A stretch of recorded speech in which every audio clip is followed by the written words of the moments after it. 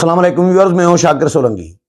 Viewers, chief justice of Pakistan Umar Ata Bandial ने लाहौर में तकरीब से खिताब किया है और एक ही आर्टिकल पर फोकस किया है 90 दिन के अंदर इंतखाबात कराने का। लगे सा रहा है कि सुई बस इसी पे अटकी हुई है कि 90 दिन के अंदर इंतखाबात कराने का जो आर्टिकल है इस पर अमल दरामद होना चाहिए। बाकी जो आइन है वो पता नहीं चीफ जस्टिस ऑफ पाकिस्तान को क्यों नजर नहीं आ रहा कि बाकी भी आइन में आर्टिकल हैं जिनके खिलाफ वर्जी सुप्रीम कोर्ट की तरफ से हो रही है, चीफ जस्टिस की जानिब से हो रही है और उनके हम ख्याल और ईमानदार जजेस की जानिब से हो रही है। ईमानदार मशहूर है जिनके बारे में सुप्रीम कोर्ट के सीनियर जजेस लिख चुके हैं कि भाई पार्लिमान के अपने इख्तियारात हैं, आप उनके इख्तियारात में मुदाखलत नहीं कर सकते। इलेक्शन कमीशन के अपने इख्तियारात हैं, चीफ जस्टिस उनके इख्तियारात में मुदाखलत नहीं कर सकते। चीफ जस्टिस को शेड्यूल जारी करने का, तारीख देने का अख्तियार आइन के किस आर्टिकल में दिया हुआ है, लेकिन वो दे रहे हैं। और सुप्रीम कोर्ट पार्लियामेंट जो फैसले कर रही है या पार्लियामेंट जो कानून साजी कर रही है, जो अख्तियार है पार्लियामेंट का सवाबदीद है, उस पर कानून बनने से पहले अमल दरामद रोका जाता है। भाई किस कानून के तहत? क्या पार्लियामेंट को यह अख्तियार नहीं है कि कानून साजी करे? क्या पार्लियामेंट को किसी इदारे के सरबराह को या किसी इदारे को इख्तियारात कितने देने हैं कितने नहीं देने, ये पार्लियामेंट को अख्तियार नहीं है? अगर पार्लियामेंट को नहीं है तो फिर किसको है? क्या चीफ जस्टिस को अख्तियार है आइन साजी का? आइन साजी का चीफ जस्टिस को अख्तियार नहीं है। चीफ जस्टिस के मुतनाज़ा फैसले इसलिए हो रहे हैं कि आर्टिकल 63A की पीटीआई के लिए अलग तशरीह कर रहे हैं, फिर नून लीग और पीडीएम के लिए अलग तशरीह कर रहे हैं। जब इस तरह के फैसले चीफ जस्टिस ऑफ पाकिस्तान देंगे, यकतरफा फैसले देंगे, क्या यकतरफा फैसला आइन में कहीं लिखा हुआ है कि यकतरफा फैसला करेंगे आप दूसरी पार्टी को सुनेंगे ही नहीं? फारूक एच नायक खड़े हैं, अटॉर्नी जनरल खड़े हैं, आप उनको नोटिस नहीं जारी कर रहे। चीफ जस्टिस कहते हैं भाई हमारे फैसले पर आपने नजरसानी अपील क्यों दायर नहीं की? आज भी कहा है नजरसानी अपील, अच्छा ये भी कहा है कि नजरसानी अपील दायर नहीं की जिसने भी हुकूमत ने, तो इसका मतलब ये हुआ कि फैसला सबको कबूल है। इसका मतलब ये निकाल रहे हैं कि मतलब ये हुआ। लेकिन चीफ जस्टिस को यह नजर नहीं आ रहा कि पार्लियामेंट उसी फैसले को मुस्तरद कर चुकी है। वो चीफ जस्टिस को इतला नहीं मिली होगी टीवी के जरिए, रजिस्ट्रार के जरिए? क्या चीफ जस्टिस को नहीं मालूम कि पार्लियामेंट मेरे तमाम जमातें मेरे फैसलों को नहीं मान रही, मुस्तरद कर रही हैं? क्या चीफ जस्टिस ऑफ पाकिस्तान को ये आइन में कहीं लिखा हुआ है कि भाई 3 जज अक्सरियत का फैसला, 4 का जजेस का फैसला मुस्तरद करेंगे? ये आइन के आर्टिकल किसी में लिखा हुआ है कि अकलियत अक्सरियत का फैसला मुस्तरद करेगी? क्या ये कहीं आइन में लिखा हुआ है कि आप किसी को सुने बगैर फैसला दे दें, एक ही समात में फैसला दे दें? तो आपका फोकस इसीलिए 90 दिन के अंदर लगे सर आए, 90 दिन के अंदर इंतखाबात कराने का फोकस इमरान खान की वजह से है, क्योंकि आपकी फैमिली इमरान खान के पार्टी में है और इमरान खान के कारकुनान है आपकी फैमिली के लोग। आपकी सासू मां की ऑडियो आ गई है मुबैना तौर पर, आपकी खुद अपनी तस्वीर शाह महमूद कुरैशी और उनके साथ आ चुकी हैं शादियों में फैमिलीज के साथ। तो जब याराना शाह महमूद कुरैशी के साथ भी है, आपके फैसले खुद बोल रहे हैं, तसर यह मिल रहा है कि आप ईमानदार जज हैं, इमरान खान के हामी जज हैं, और आपने अपने फैसलों से साबित किया है कि आप इमरान खान को फैसिलिटेट कर रहे हैं। जब इस तरह के फैसले होंगे, जब आप पर एक मोहर लग चुकी है पब्लिक में, अवाम में, सियासी जमातों में, पार्लियामेंट में, गैर जानबदार लोगों में, कि आप ईमानदार जज हैं, इमरान खान को फैसिलिटेट करना चाह रहे हैं, तो फिर आपके फैसले कौन मानेगा?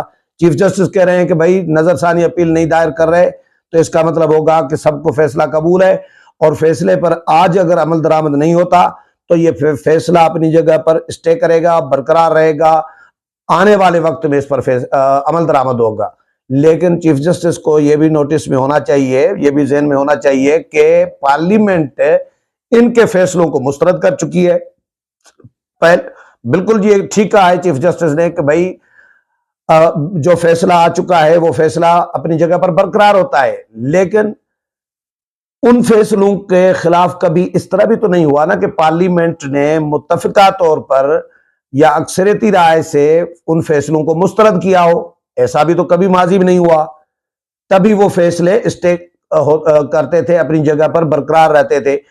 इस दफा तो चीफ जस्टिस के फैसलों को पार्लियामेंट मुस्तरद कर चुकी है, तो इन फैसलों का जिनको पार्लियामेंट मुस्तरद कर चुकी है, तो इन फैसलों की अहमियत कितनी होगी, क्या होगी, यह भी आने वाले दिनों में क्लियर हो जाएगा, पता चलेगा।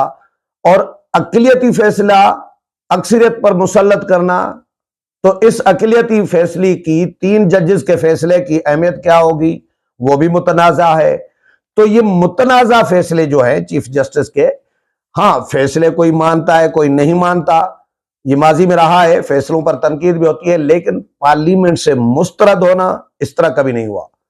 और इस तरह यकतरफा फैसले ऐसा भी पहले नहीं होता। चीफ जस्टिस ने इमरान खान वाला काम किया है, सीधी सीधी बात है। इमरान खान जो आइन की बालादस्ती की तबलीग कर रहे हैं रोजाना बुनियाद पर, इसी इमरान खान ने असेंबली तोड़ी, गैर आइनी तौर पर सुप्रीम कोर्ट कह चुकी है। तो सुप्रीम कोर्ट ने उस वक्त भी रियायत दी, इसी चीफ जस्टिस ऑफ पाकिस्तान ने और इनके ईमानदार जजेस ने इमरान खान को उसमें भी रिलीफ दिया। आइन तोड़ने का मुर्तकिब तो करार दिया कि गैर आइनी तौर पर असेंबली तोड़ी इमरान खान ने, सदर ने गैर आइनी तौर पर असेंबली तोड़ी, इमरान खान ने गैर आइनी तौर पर एडवाइस भेजी, कासिम सूरी ने गैर आइनी तौर पर रूलिंग दी, ये सब गैर आइनी करार दिया है। लेकिन मुर्तकिब आइन तोड़ने का मुर्तकिब करार देने के बावजूद उनके लिए सजा तजवीज नहीं की सुप्रीम कोर्ट ने। उनको सजा क्यों नहीं सुनाई? भाई आप एक शख्स को आइन तोड़ने का मुर्तकिब करार दे रहे हैं, चीफ जस्टिस साहब आप कह रहे हैं कि ये आइन तोड़ा गया, तो आइन तोड़ने की सजा तो आर्टिकल 6 है। एक जज ने इख्तिलाफी नोट में भी लिखा, लेकिन आपने कोई सजा तजवीज नहीं की, कोई हुक्म नहीं दिया इमरान खान के खिलाफ, आइन तोड़ने वाले के खिलाफ, आरिफ अलवी के खिलाफ, आइन तोड़ने वाले के खिलाफ, कासिम सूरी के खिलाफ, आइन तोड़ने के वाले के खिलाफ आपने कोई सजा नहीं दी इनको। तो सजा क्यों नहीं दी? इसका मतलब है आपने उनको रियायत बरती, आपने उनको रिलीफ दिया। मुजरिम डिक्लेयर करने के बावजूद, आइन तोड़ने का मुजरिम, उसके बावजूद आपने रियायत दे दी।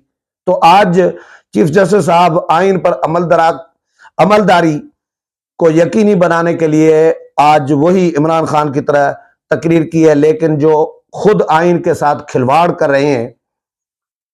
जस्टिस काजी फायज ईसा लिख चुके हैं अपने फैसलों में, वन मैन शो जजों ने लिखा है, कारे लिबास में सियासतदान लिखा है जजों ने, चीफ जस्टिस अपने इख्तियारात से तजावुज कर रहे हैं, ये सब पार्लियामेंटेरियन कह रहे हैं। तो उस पर चीफ जस्टिस का फोकस नहीं जा रहा। चीफ जस्टिस का फोकस सिर्फ एक आर्टिकल पर है। जैसे अब आइन के पूरी किताब में एक ही आर्टिकल है कि 90 दिन के अंदर इंतखाबात कराने, क्योंकि इमरान खान को फैसिलिटेट करना है। और बड़ी मासूमियत के साथ चीफ जस्टिस का मैं तो सुन रहा था, तो मैं यही बैठा सोच रहा था, अच्छा चीफ जस्टिस ने जो खिताब किया है वो मैं कुछ शेयर कर देता हूं। कहते हैं कि जी अगर आईन पाकिस्तान में असेंबली की तहलील के बाद 90 दिन में इंतखाबात का जिक्र मौजूद है, तो फिर फर्ज बनता है कि इस पर अमल किया जाए। ये अच्छा, इंतखाबात से बचने की गर्ज से हमें कोई वजह तलाश करने के बजाय आइन को मानना चाहिए। यह हमारी चॉइस नहीं बल्कि फर्ज है। चीफ जस्टिस उमर अता बंदयाल का कहना था कि हो सकता है आज सुप्रीम कोर्ट के किसी फैसले को न माना जाए और उस पर अमल दरामद न हो, लेकिन फैसला मौजूद रहेगा और मुस्तकबिल में जरूर उस पर अमल होगा। चीफ जस्टिस साहब मैंने इसकी वजाहत कर दी है कि मुस्तकबिल में जरूर होना चाहिए और होता भी है, लेकिन ये फैसले आपके मुतनाज़ा हो चुके हैं, जो पार्लियामेंट से मुस्तरद हो चुके हैं, जो यकतरफा फैसले करार दिए जा रहे हैं, जो दूसरी पार्टी को नहीं सुना आपने इंसाफ के तकाजे पूरे नहीं किए, तो इसीलिए आपके फैसले मुतनाज़ा भी हो सकते हैं और मुतनाज़ा भी रह सकते हैं मुस्तकबिल में। इसलिए ये जरूरी नहीं कि इन पर अमल दरामद भी हो सकता है आगे वाली कोई सुप्रीम कोर्ट इनको उड़ा दे मुतनाज़ा करार देकर, क्योंकि आईनी तकाजे, इंसाफ के तकाजे पूरे नहीं किए गए। अच्छा जी, सियासी रहनुमा मुज़ाकरात में मसरूफ हैं, जिससे साबित होता है कि वो आईन पाकिस्तान के साथ मुखलिस हैं। मुज़ाकरात का जो भी फैसला निकले, सुप्रीम कोर्ट का फैसला अपनी जगह पर मौजूद रहेगा। जो आईन पाकिस्तान की हिमायत करना चाहता है उसे सुप्रीम कोर्ट ऑफ पाकिस्तान के साथ खड़ा होना चाहिए, न कि किसी फर्द वाहिद के साथ। सुप्रीम कोर्ट ऑफ पाकिस्तान किसी फर्द वाहिद का नाम नहीं, बल्कि यह इदारा एक इत्तेहाद की सूरत में काम करता है। मैं सुप्रीम कोर्ट का एक रुकन हूं और इनफरादी तौर पर हमारा यानी जजों का कोई वजूद नहीं। सुप्रीम कोर्ट के फैसलों को मेरिट पर होने के बायस ही अखलाकी अथॉरिटी हासिल होती है, लेकिन चीफ जस्टिस के फैसले तो मेरिट पे नहीं है। एक तरफा फैसले कैसे मेरिट पे कहेंगे, और 3 के फैसले 4 पर मुसल्लत करना कैसे मेरिट पर कहेंगे। मेरिट वाले फैसलों की होती है अखलाकी अथॉरिटी, ये मेरिट वाले फैसले नहीं है चीफ साहब। और जब किसी फैसले के खिलाफ अपील या रिव्यू दाखिल नहीं किया जाएगा तो उसकी अहमियत बढ़ जाती है। दस्तूर पाकिस्तान और हल्फ के मुताबिक आइन का तहफ़्फ़ुज़, दिफा और हिफाजत जजों की जिम्मेदारी है, और वो ये फर्ज पूरी ईमानदारी के साथ सरअंजाम देते हैं। हमारे तमाम फैसलों का आइन और कानून के मुताबिक होना जरूरी है, और ऐसा होने की सूरत में ही फैसलों को अखलाकी अथॉरिटी हासिल होती है। बिल्कुल ऐसा ही है। केस के मेरिट के मुताबिक होने की सूरत में फैसलों में अखलाकी अथॉरिटी पैदा होती है, बसूरत दीगर 1955 के तमीजुद्दीन केस जैसी सूरत हाल बन जाती है, जिसमें एक वाहिद जज जस्टिस कार्नेलियस ने अक्सरियत की फैसले की मुखालफत की थी। वो फैसला आज तक महफूज है, एक मिसाल के तौर पर, क्योंकि वो केस के मेरिट के मुताबिक था। चीफ जस्टिस उमरता बंदयाल ने कहा कि जी जब भी टेक्निकी लिहाज में उलझते हैं तो फोकस किसी दूसरी तरफ चला जाता है। ऐसा सिर्फ पाकिस्तान में नहीं, पूरी दुनिया में होता है। दुनिया भर में ऐसे फैसले को कमजोर समझा जाता है जिनमें असल मुद्दे को भूल दिया जाता है। यह चीफ जस्टिस का खिताब है। चीफ जस्टिस ने तकरीर बड़ी जबरदस्त की है, लेकिन काश चीफ जस्टिस को 90 दिन के अंदर इंतखाबात कराने के आर्टिकल के अलावा भी बाकी आर्टिकल भी, बाकी इदारों के इख्तियारात भी, अपने इख्तियारात का भी शायद एहसास हो कि मेरे इख्तियारात क्या हैं, इलेक्शन कमीशन के इख्तियारात क्या हैं, पार्लियामेंट का क्या है, वजारत दाखिला के क्या है, वजारत कानून के क्या है, वजारत खजाना के क्या है, स्टेट बैंक ऑफ पाकिस्तान के क्या है। चीफ जस्टिस साहब सिर्फ फोकस कर रहे हैं, आज भी उन्होंने फोकस किया है इलेक्शन कराना है। फैसला अपनी जगह पर मौजूद है, अब देखते हैं फैसला। अब तैयारी कोई नहीं है इलेक्शन की, इलेक्शन कमीशन की भी तैयारी नहीं है, हुकूमत भी तैयार नहीं है, पैसे भी जारी नहीं हुए, सिक्योरिटी फराहम नहीं हुए, 14 तारीख सर पर है, तो 14 मई को किस तरह इंतखाबात होते हैं, और नहीं होते तो चीफ जस्टिस साहब का फैसला या उनका जो रद्द अमल होगा इस पर अहकामात क्या होंगे। इस हवाले से जो भी अपडेट होगा वो भी आपके साथ शेयर करूंगा। उम्मीद है प्रोग्राम पसंद आया होगा। अगले प्रोग्राम में फिर मुलाकात होगी, तब तक इजाजत चाहता हूँ। अल्लाह हाफिज।